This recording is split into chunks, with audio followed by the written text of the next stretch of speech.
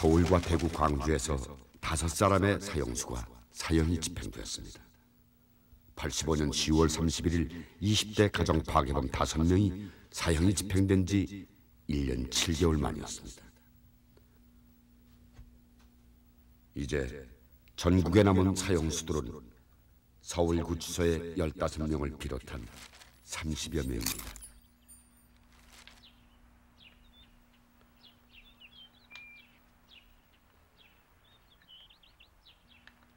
이 사람은 82년 4월 대법원에서 사형이 확정된 이래 6년이 넘도록 형이 집행되지 않고 있는 가장 오래된 사형수입니다. 죄명은 강도살인, 강도예비 특수강도, 강도음모. 통상 1년에서 2년 쌓이면 대부분 사형이 집행되는데 왜 이 사람은 6년이 다 되도록 형 집행이 보류되고 있는 것일까요?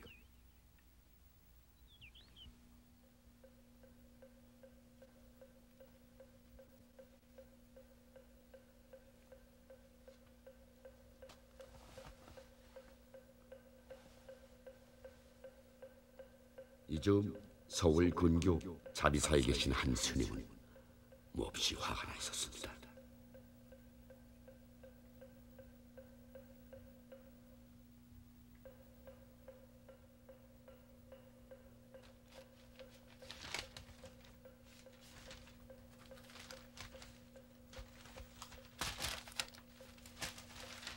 스님의 자비심과 인내를 비록 한순간이나마 무너뜨리게 한 건 도대체 무엇일까요?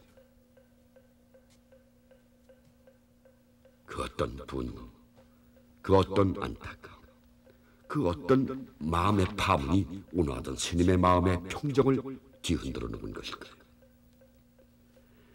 이 의문을 풀기 위해 이야기는 83년 7월로 돌아갑니다.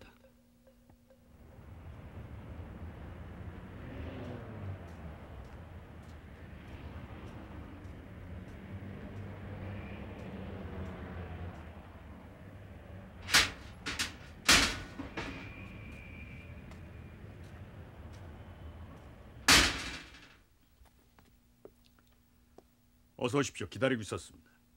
앉으시죠.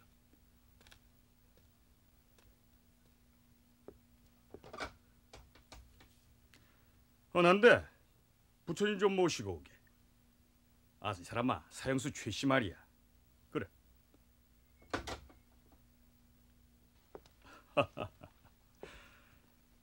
우리 교도소에서 그 사람 별명이 부처님입니다. 하루에 관세음보살, 지장보살을 5만 번씩이나 암송을 하고 있지 뭡니까? 예.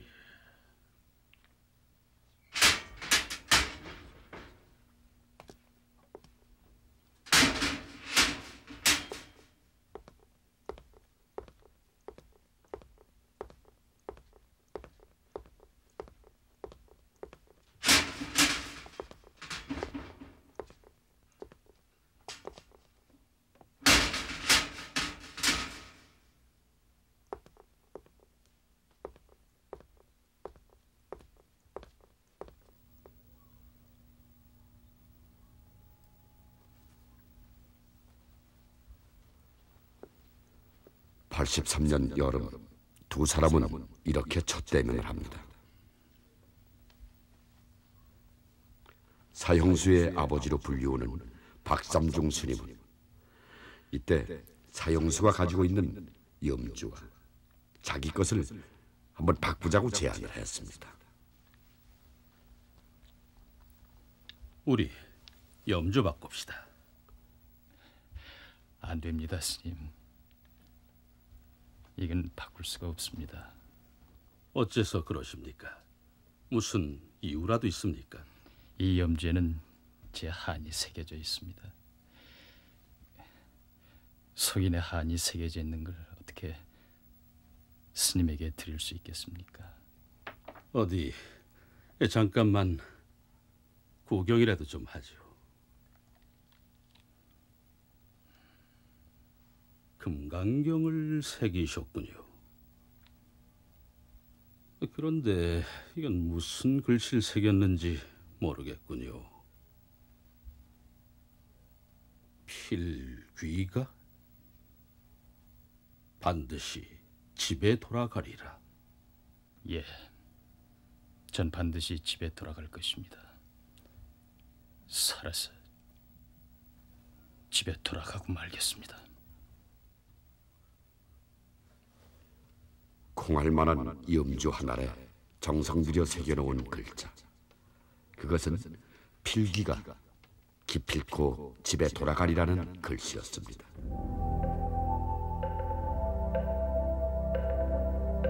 이상한 소리군요. 당신은 사형수가 아닙니까? 사형수가 어떻게 집에 돌아간단 말입니까? 저에겐 늙으신 어머니와 저와 두 아들이 있습니다. 그러니 집에 돌아가야 합니다. 그럼 애초에 죄를 짓지 말아야지. 죄를 안 저질렀으니 집에 돌아가려는 것 아닙니까? 당신 제정신으로 하는 얘기입니까? 물론입니다, 스님. 경찰과 검찰의 조사, 그리고 1, 2심, 최종심, 그럼 무엇이란 말인가요? 더 이상 말씀드리지 않겠습니다. 하지만 스님만은 제 무고함을 아셨다가 아버지가 살인 강도가 아니었다는 걸 이 다음에 제 자식들에게 말씀해 주십시오. 전 집에 돌아가야 합니다. 전 죄가 없습니다. 꼭 집에 돌아가야 합니다.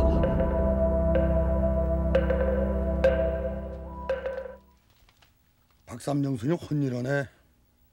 교도소 가봐요. 자기가 죄인이라는 사람 누가 있습니까? 재수없어 돌아왔다는 사람 천재 아닙니까? 그 사람은 사형수 아니야? 사형수가 거짓말하는 거 봤어? 하려면 하는 거지 뭘 그래요? 박 스님도 지금까지 100명이 넘게 사형수를 교화시킨 분 아닙니까? 사형수가 죄가 없다고 주장하는 건 처음이다 그거예요. 아니 그럼 죄도 없는데 우린 잡아다가 수사하고 재판에서 사형 선고 내립니까? 재판은 모조리 뒤집어 엎자는 거예요? 뭐예요? 우리가 무슨 재주가 있어서 뒤엎어 이 사람이. 어쨌든 이거 유권 해석을 하자는 게 아니니까 당시의 사건 전말을 스님한테 설명해드려. 예, 우리가 취급한 사건은 아닙니다만, 응? 아니 이것 좀 보세요.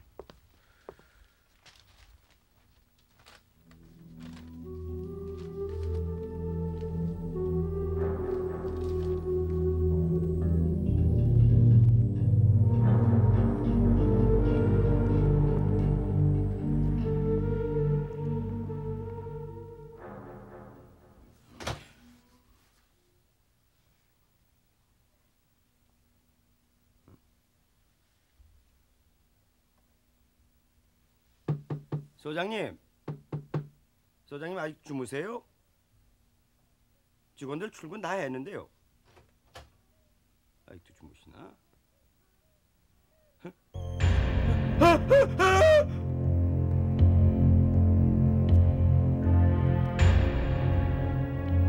직원이 출근을 해보니 피비린내 나는 숙직실에서 소장이 죽어 있었습니다. 맹렬한 수사가 시작되었습니다. 그러나 사건은 오리무중이었습니다.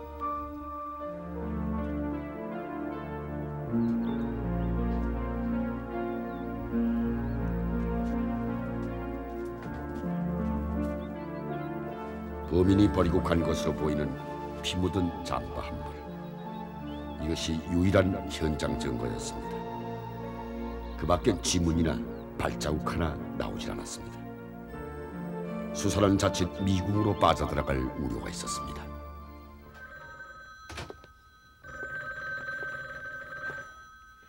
더운 물 좀 남았어요? 여보세요. 이 역전 우측 근처 5명이? 근거 털이범들 갔단 말이죠? 네, 알겠습니다. 여보세요. 대거 누구세요? 여보세요. 자식들이 이거 형편없는 놈들이구만 이거. 에?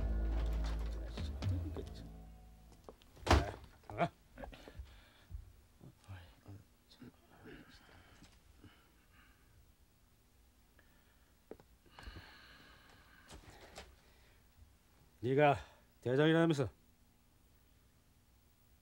애들은 잘못 없습니다. 제가 시켜서 한 짓입니다.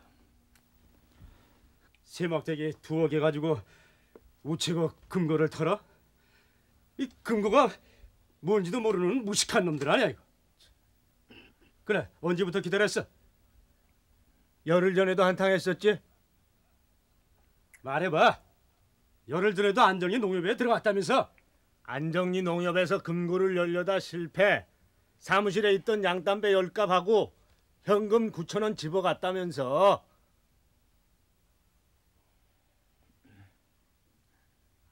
맞아, 틀려? 맞습니다.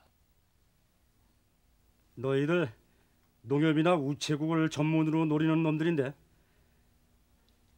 지난 2월 6일 새벽 안정리 농협에 들어가서 양담배와 돈 9,000원 집어온 건 이제 밝혀졌고, 그런데 말이야, 그 세 놈이 들어가서 겨우 돈 9,000원밖에 못 훔쳐왔으니까 뭐 기분이 나빴지. 그럴 거 아니야 당연히. 그래서 한탕 더 해야겠다 그랬지? 기억 안 나? 2월 6일.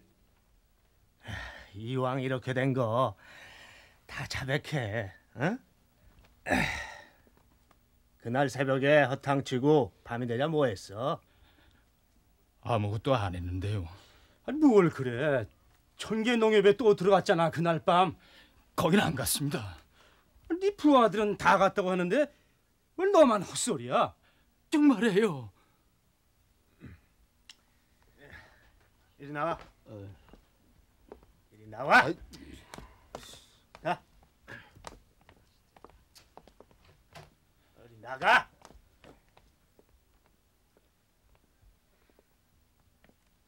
이거 누구 거야? 네 거지? 아닌데요. 아니 끝까지 거짓말하네. 네 부하들이 다 말했어. 이건 네 거 아니야? 아니에요. 전 이런 잠복 없습니다. 무고한 사람을 죽인 놈이 이렇게 태어날 수가 있어? 그리고 이 돈 몇 푼 때문에 사람을 죽여? 좋아. 너희 증거가 없으니까 뻗어보자 그거지. 그래. 어디 한번 해보자. 당시의 수사팀은 세 사람의 범죄 행각을 이렇게 추정하고 있었습니다.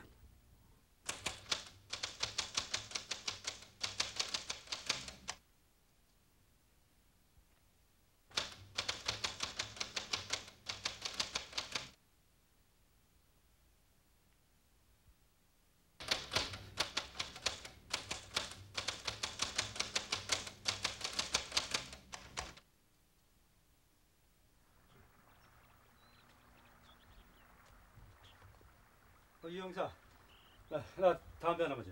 예. 이 길로 친구는 분명한데 말이야.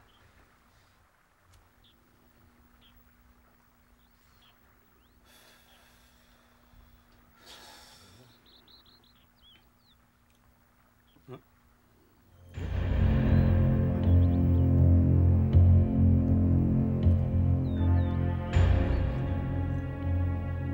결정적인 물증이 될 식칼을 찾아냈습니다. 피 묻은 잠바와 식칼이 모두 용의자 최재만의 것이라고 수사팀은 밝혔습니다.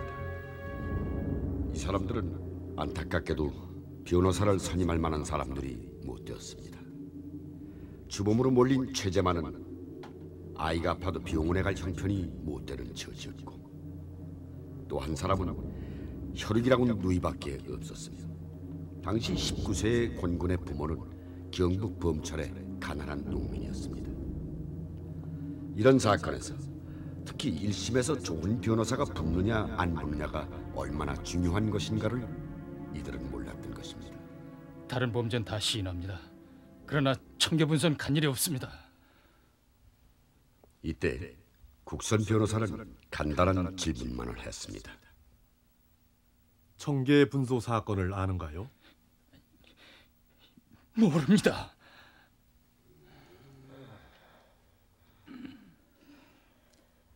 저는 강제로 어쩔 수 없이 허위 자백을 했을 뿐입니다. 저희가 그날 청계 분소에 들어갔다는 것은 모두 거짓말입니다.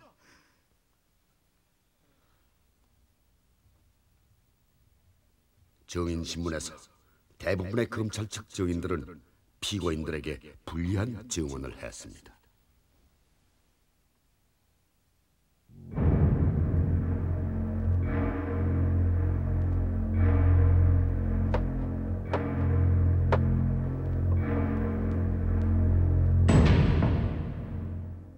피고는 강도 살인을 했습니까?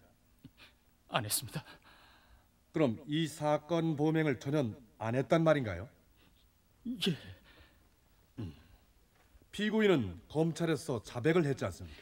경찰에서는 얼결에 어쩔 수 없어서 자포자기 자백을 한 것입니다.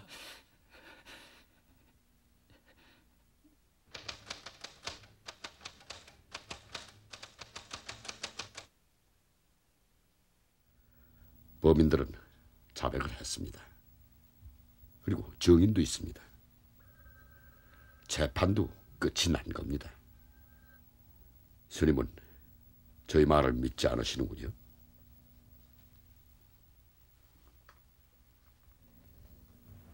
사형 선고를 받고 형 집행을 기다리는 사람은 거짓말할 수가 없습니다. 더구나 최재만은 독실한 불신자가 되어 있습니다. 그런 사람이 염주에 거짓말을 새길 수가 있겠습니까? 그 사람은 죄가 없기 때문에 집에 돌아가겠다는 것입니다. 그럼 법원의 재판보다는 최재만이의 말에 더 믿음이 가신다는 말씀이군요. 어떤 유능한 의사도 실수가 있게 마련입니다.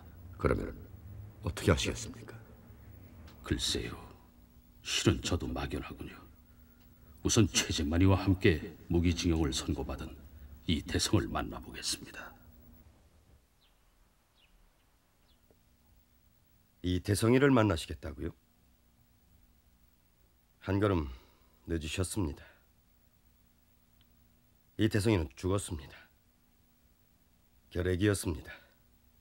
입소 시에 결핵 2기였는데 병사로 격리 수용해서 계속 치료를 해봤지만 워낙 허약 체질이었던지 그만.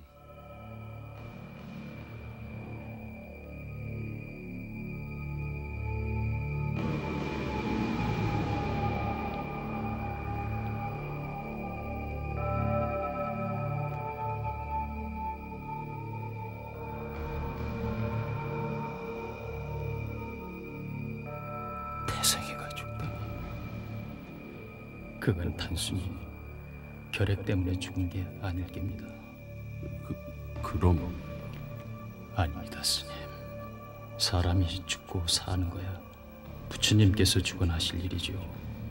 거기서 무슨 이유를 찾겠습니까?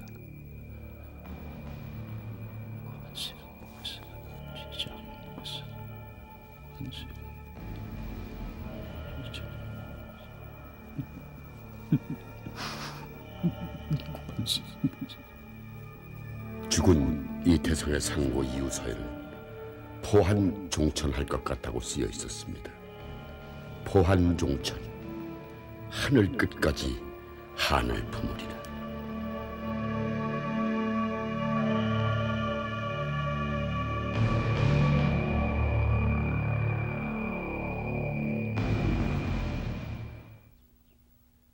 박스님은 또 한 사람의 무기징역을 받은 권혁구를 찾으러 대전 교도소에 갔습니다.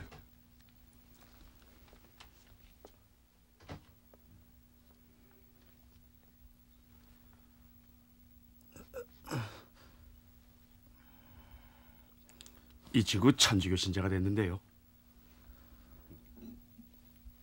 죄송합니다, 스님. 전 아무 드릴 말씀이 없습니다. 전 천주님을 믿고 있기 때문입니다. 당신 무슨 형입니까?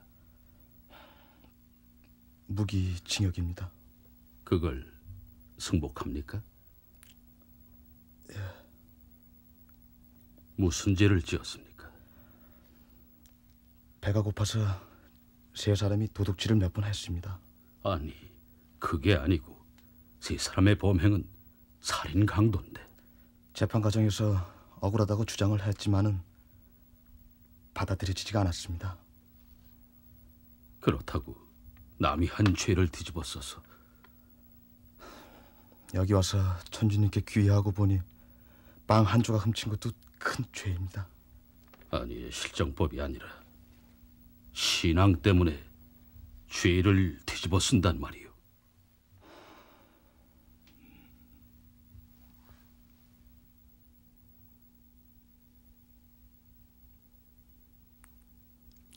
주님, 당신만이 이 죄를 사해 줄 수 있음을 믿습니다. 당신 아니면 누가 이 세상을 또 다스리겠습니까? 저는 죄인으로소이다. 저를 용서해 주소서, 주님. 안녕하세요. 아니 이게 도대체 무슨 얘기예요? 다 끝난 사건 같고 이제 와서 죄가 없다니요? 글쎄 박상준 스님은 그 사람들이 죄가 없다고 확신을 했다 이거야. 아, 미치겠네. 아니, 죄라는 게 뭔데요? 자백했고 증거 있으면 그거 죄 아닙니까? 글쎄 아는데 박 스님이 원래 무죄라고 주장하니 말이야. 저도 소신을 가지고 일을 하는 사람입니다. 이 세상은 왜 무고한 피해자는 가만두고 그 범인들의 인권만 자꾸 따지는 겁니까? 이 법이란 게 뭔데요? 평화스럽게 사는 국민들을 보호하자는 것이 법이지 범인들을 보호하자고 법이 생겼습니까?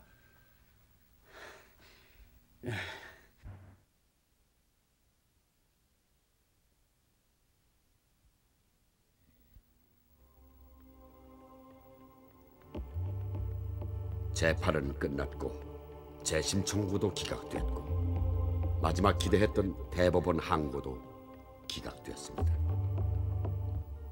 신락 같은 기대도 모두 사라진 것입니다.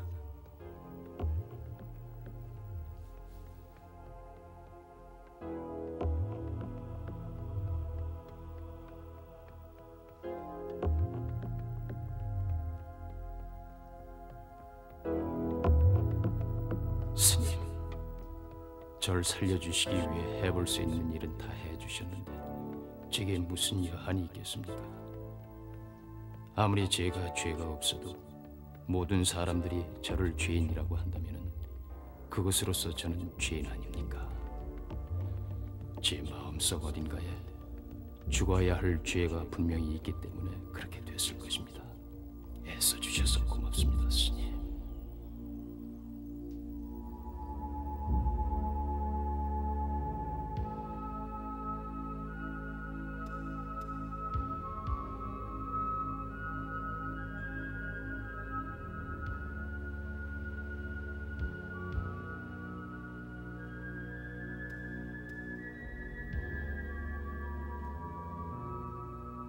네가 돌이 되었을 때 헤어졌는데 새봄이면 학교에 들어간다니 모든 것이 꿈만 같구나. 유난히도 추운 이 겨울에 어찌 지낼까 걱정했더니 스님의 배려로 절로 이사를 했다니 더없이 고마운 일이다.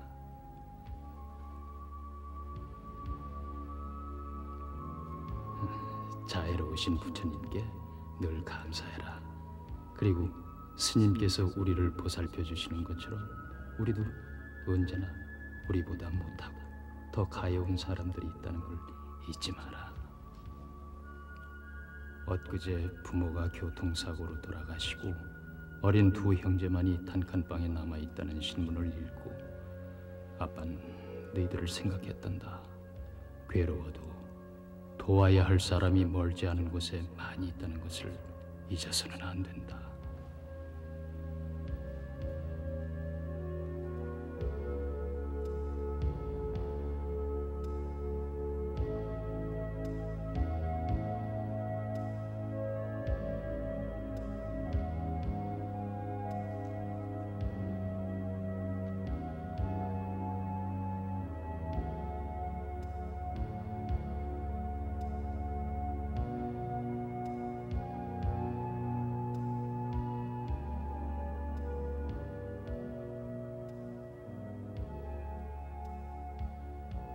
모든 탄원은 허사였습니다.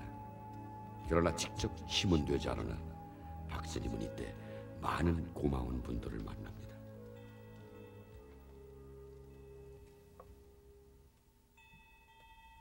스님, 참 어려운 일을 하십니다. 스님은 지금 위통을 벗고 전철로 달려드는 일을 하고 계십니다. 하지만요, 아무리 간절히 탄원한다고 해도 그 주장이 통해지는 것은 아니에요. 그러니까 스님은 이 일을 할 수가 없습니다. 변호사를 보내세요. 이 일에 생명을 걸 만한 젊은 변호사를 찾아보세요. 서울고법 형사부의 한 부장 판사는 이렇게 충고를 해주었습니다.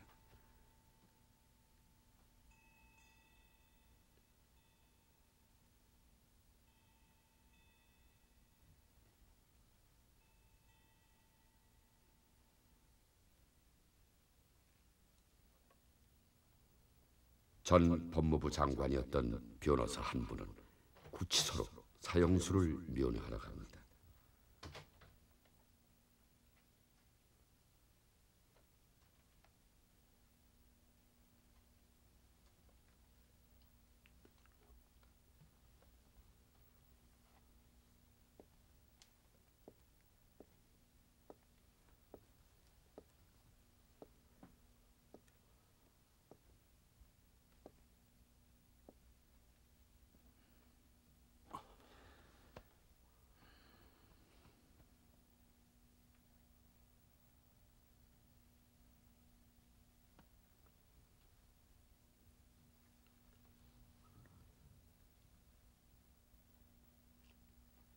이 사람아, 고생이 많지.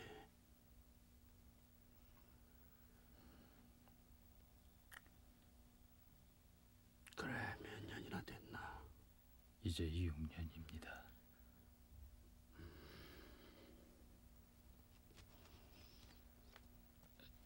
자, 앉으시죠.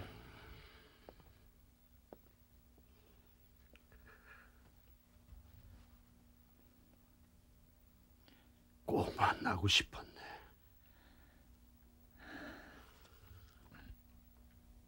이게 다 전생의 업이네.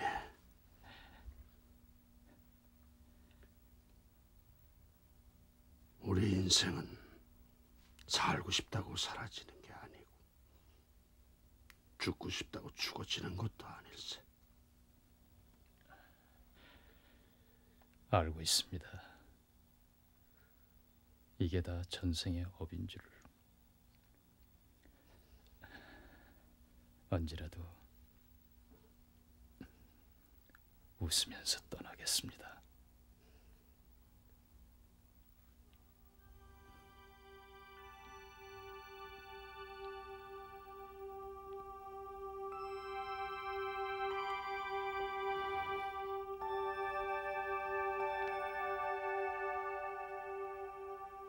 불자였던 이분은 3시간 동안 사형수의 참된 삶과 죽음을 설법했습니다.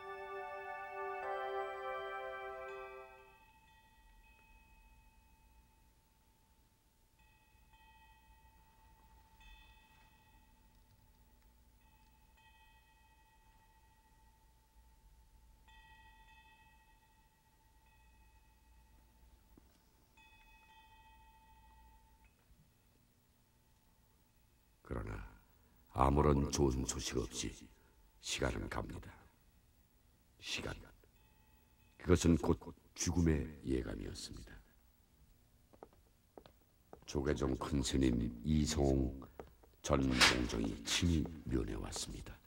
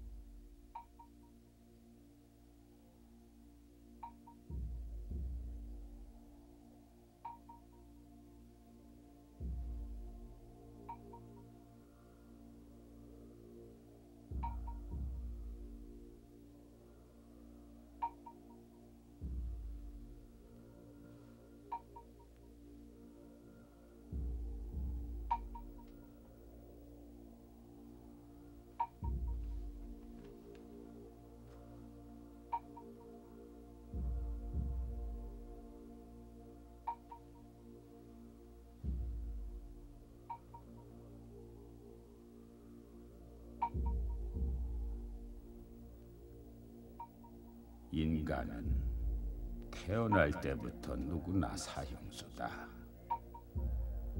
우리도 언젠가는 모두 다 집행된다.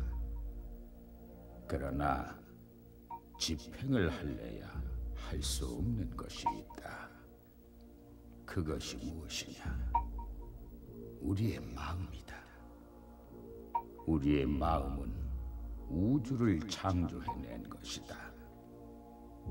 이 마음을 찾으면 죽음이 없다. 부모에게서 태어나기 전 내 본래의 모습은 무엇이었나를 깨달아야 한다. 그러니 사형수가 된 데 대해 원망을 갖지 말라. 제게는 절 이렇게 만든 사람에 대한 무서운 증오심과 원망이 있습니다. 그 미움의 대상을 부처님으로 보라. 모든 생명의 근본은 부처님이니 당신에게 고통을 준 사람조차 본시 부처님이시다. 부처님은 보는 이의 마음에 따라 나타나느니 당신의 편안한 경지가 곧 부처인 것이다.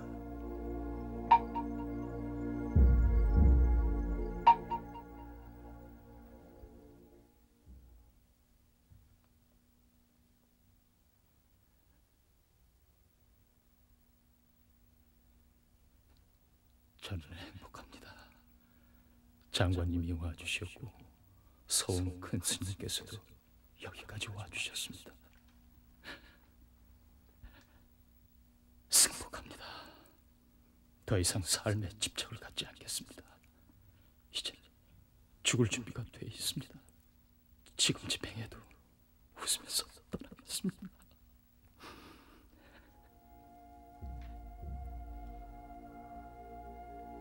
부처님, 그는 지금까지 사형수로서 몇 년을 살아오는 동안 사형수보다는 더한 고통을 이미 다 겪었습니다. 그러면서도 부처님으로 불릴 만큼 심성이 곱고 선행을 많이 했습니다. 자기의 눈과 심장도 모두 남에게 준답니다. 이미 죽음의 경지를 넘어버린 그 사람에게 생명을 조금이라도 연장해 주실 수 없겠습니까? 그는 세상에 더 할 일을 아직 많이 남겨둔 사람입니다.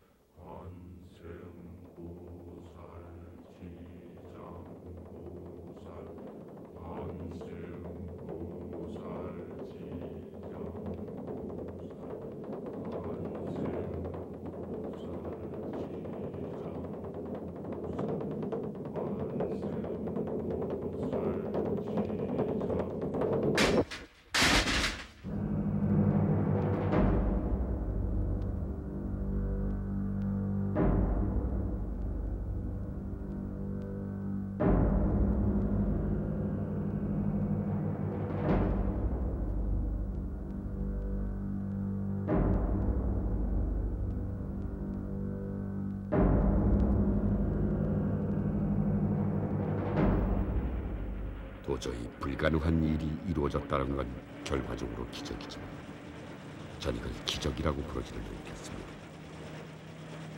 왜냐하면 이런 결과를 만들어내는 사람들의 그 굳센 믿음과 식을 줄 모르는 신앙에 대한 부처님의 응답에 불과한 것이기 때문입니다.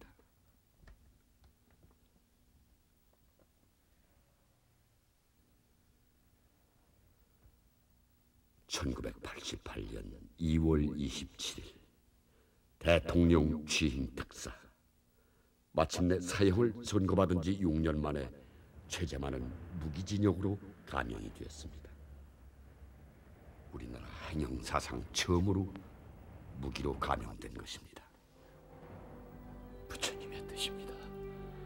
앞으로 목각을 익혀 전국 교도소에 부처님을 조각하겠습니다. 여태까진 죽을 준비만 해왔으나 이제는 사는 준비를 하겠습니다.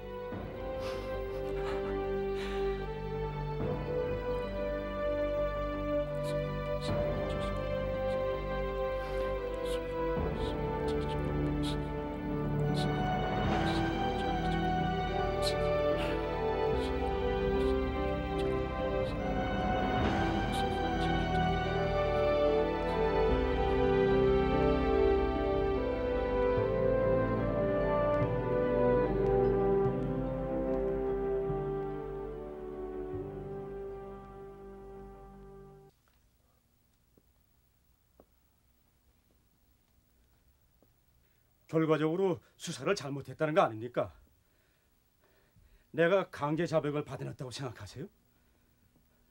그래서 범인을 만들어냈다고 생각하십니까?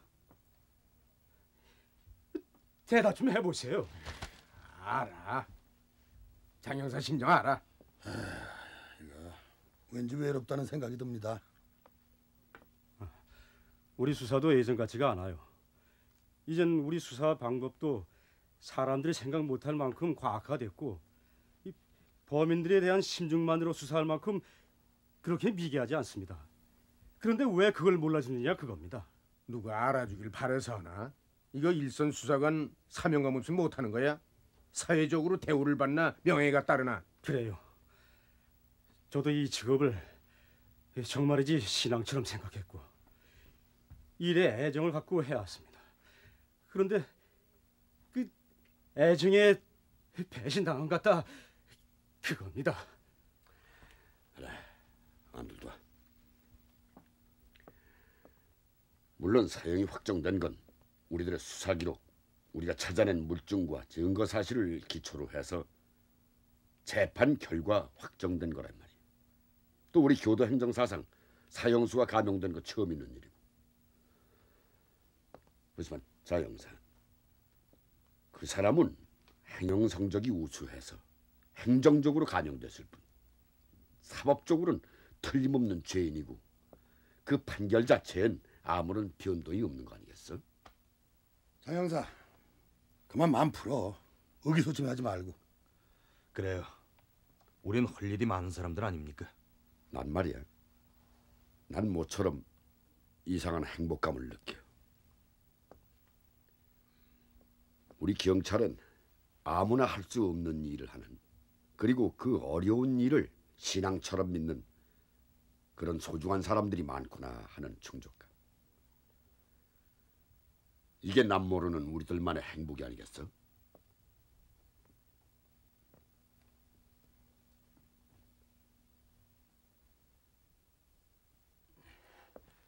세모조군요.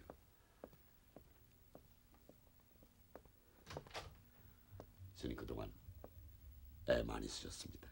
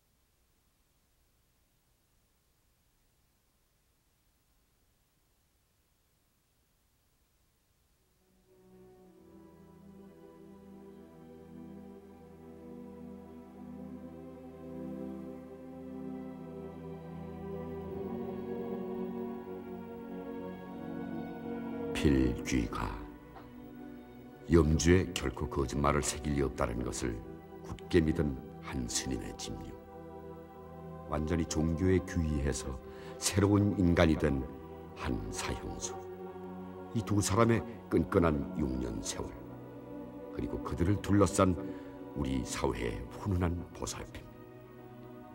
아직 세상엔 따뜻하고 밝은 구석이 훨씬 많습니다. 최재만은 무기수로 교도소 안에서 일생을 마치게 될지 모르지만 그의 삶은 무기수의 그것이 아닌 수행의 삶, 보살의 삶일 것이다. 그리고 그건 세상에 죄를 지은 한 인간의 세상을 위한 구체적인 보답일 것입니다. 무엇을 웃고 무엇을 기뻐하랴. 세상은 쉼이 없이 타고 있느니 너희들은 어둠 속에 꿇어앉아 있구나. 어찌하여 등불을 찾지 않느냐. 부처님의 말씀입니다.